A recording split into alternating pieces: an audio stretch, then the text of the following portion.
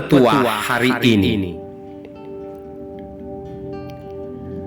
Berhati-hatilah dengan seseorang yang seakan dia berada di pihakmu. Tak peduli dia adalah seorang sahabat karib sekalipun. Apabila dia berani mengadu domba untuk kepentinganmu, maka suatu saat dia pun akan mengadu dombamu. Dan apabila dia memfitnah karena mendukungmu, niscaya suatu hari dia pun akan memfitnahmu.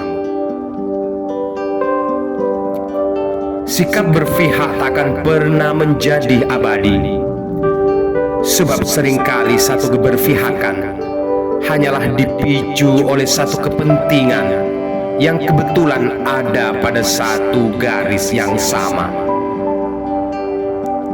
Dan begitu kepentingan itu bergeser pada perbedaan, maka dia pun akan menyeberang dan akan berbalik menjadi seterumu. Kaji dan telaahlah lebih dahulu sebelum menduduki satu posisi, karena bila engkau telah menjabatnya, niscaya dirimu telah tak lagi akan memiliki sedikit pun kesempatan untuk mengkaji dan menelaahnya kembali. Sebab boleh jadi kehancuran seseorang berawal dari masa kejayaannya yang baru saja dimulai.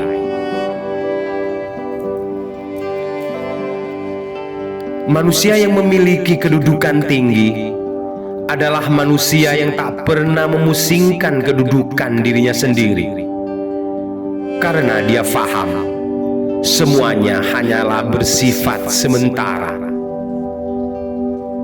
Dan manusia yang memiliki kelebihan mumpuni adalah seorang manusia yang tak pernah membanggakan diri hingga besar kepala akan kelebihan dirinya. Sebab dia sadar segala hal pastilah memiliki batas pada akhirnya. Ada tiga hal yang teramat sulit dan berat untuk dilakukan oleh manusia kebanyakan.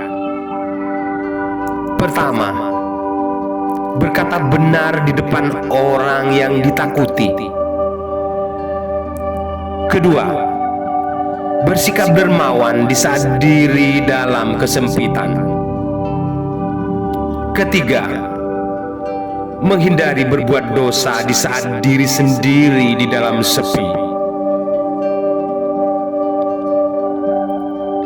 Ada satu hal yang sangat mudah diucapkan, namun teramat sulit untuk ditunaikan. Itu adalah kata ikhlas. Namun apabila seorang hamba Tuhan telah mampu menjalankan keikhlasannya, niscaya dia akan terlepas dari jebakan arus perasaannya sendiri. Dia tak akan terpengaruh oleh kemiskinan ataupun kekayaan, dan dia tak akan tersentuh oleh kedukaan ataupun kegembiraan, karena hatinya selalu merasa lapang dan dirinya selalu berserah diri pada Penciptanya yang Maha Suci.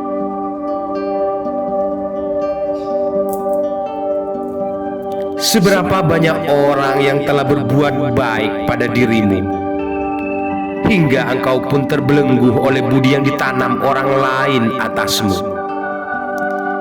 Dan seberapa banyak orang yang telah memperlakukanmu dengan sangat buruk, hingga engkau pun terlepas bebas dari perasaan apapun yang akan membatasi segala langkahmu.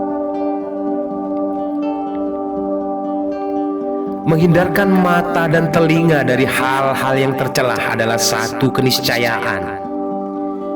Sebagaimana diri menjaga lesan untuk tidak menyemburatkan ungkapan-ungkapan buruk yang hanya akan mengotori hati, mengacaukan pikiran.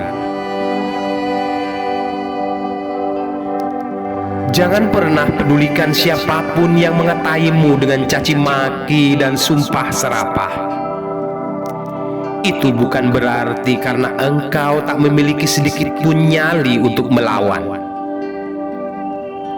Karena seekor singa hanya akan diam dan tak akan membalas bila sekedar mendengar gonggongan seekor anjing.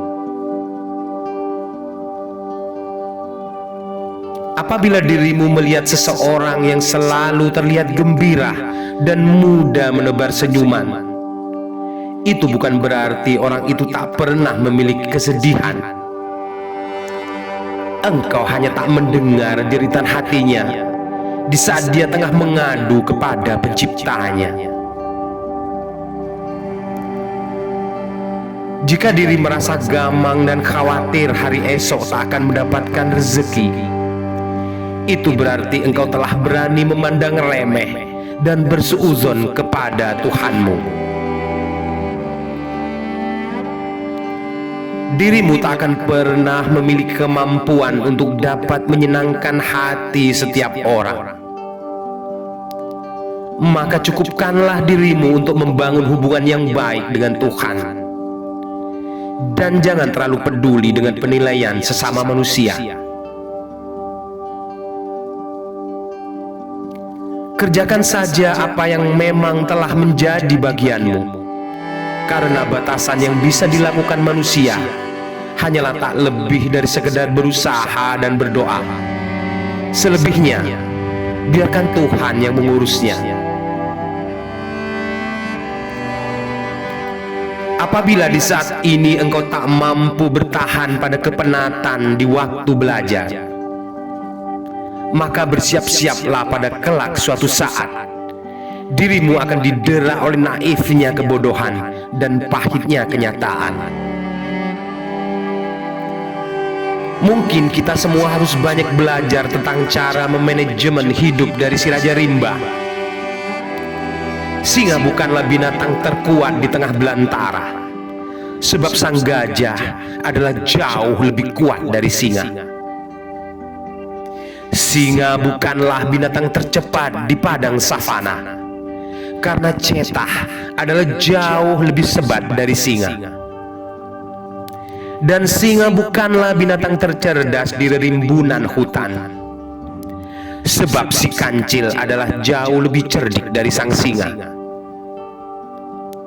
Namun kenapa justru singalah yang didaulat untuk menduduki singgasana dari legenda belantara?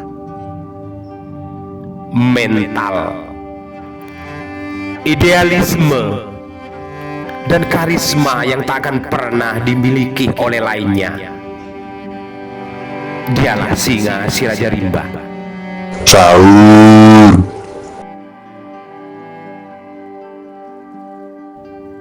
Salam.